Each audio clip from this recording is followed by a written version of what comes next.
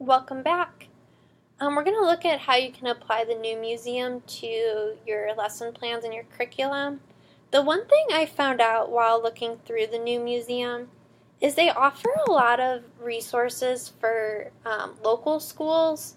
So in school and team programs, they do offer a collaborative effort with local schools, which is really similar to the collaborative effort that Krannert Art Museum has with the Champaign-Urbana school districts. And they also offer professional development for local teachers.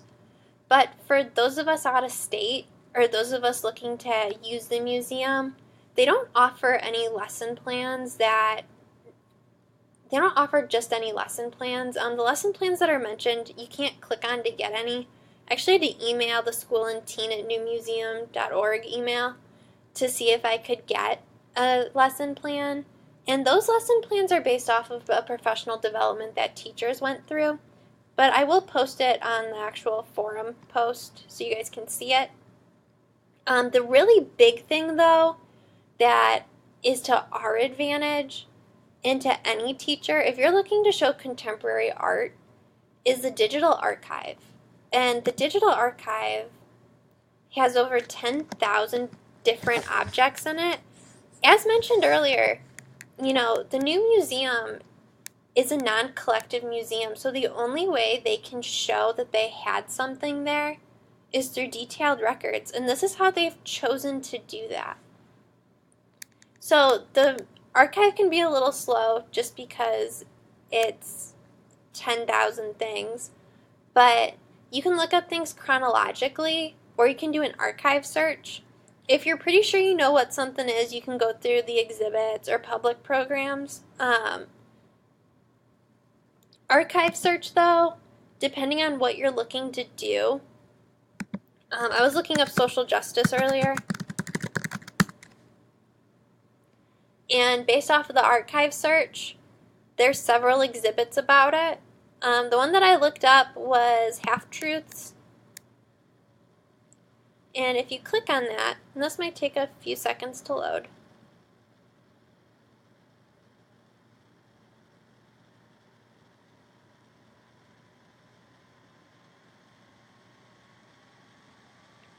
is that it has pictures from the exhibit.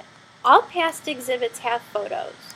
So you can click through these, and you can kind of see what this exhibit was about. Now, this exhibit was a hands-on one where you could interact with it. As you go down, you can see what this was about and the processes that you went through with this. And then as you scroll down, you can see other things that were related to the artwork and to the exhibit. And then for this one, that's all there is. Now, if we go all the way back up, and we were to search for a different one, there's Trigger, which is actually the exhibit that this lesson plan is based off of. And this is the actual exhibit page. And as I mentioned, this has the dig deeper part.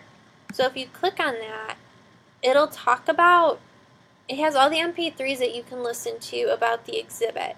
So we're going to listen to this one really quick. Hi, my name is Christopher Demese, also known as Leon Christina of the House of La Doja.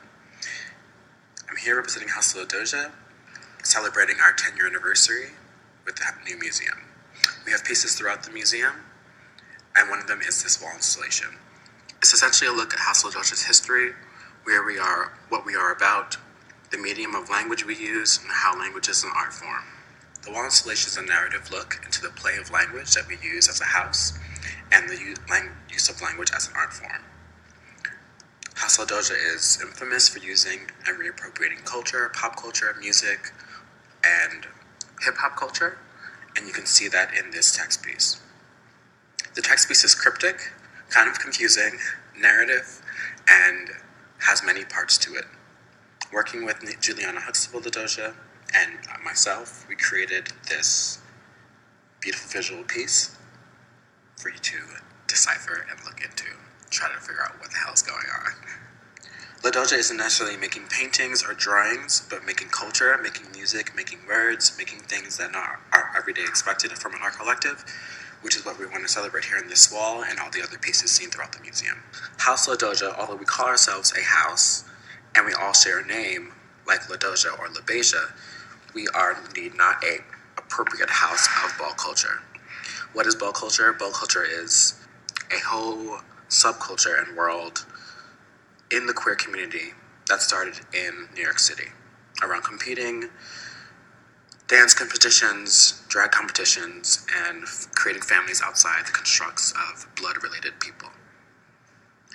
Like ball culture and like house culture, we've created a house for ourselves and named ourselves House of La Doja. Inspired and obsessed with ball culture and all the houses that are still making that culture thrive, we've also been confused often with being an actual house and competing in balls. We often get hit up to do balls or do things where people are trying to look into Vogue culture. So we always find it funny when we have to correct people or clarify that, yes, we are a house, but it's a play with using the house name House of La Doja. And so this is just what the MP3s are about. One thing to keep in mind is to make sure that you're actually, previewing the MP3s and that you're actually previewing all the exhibits and images. As I was scrolling through, there were things that I found that weren't school appropriate or that would have upset parents. So that's my big word of advice, is just make sure that, what you're looking at is school appropriate. But if you have any questions, you guys can definitely ask them in the forum post. Thanks so much.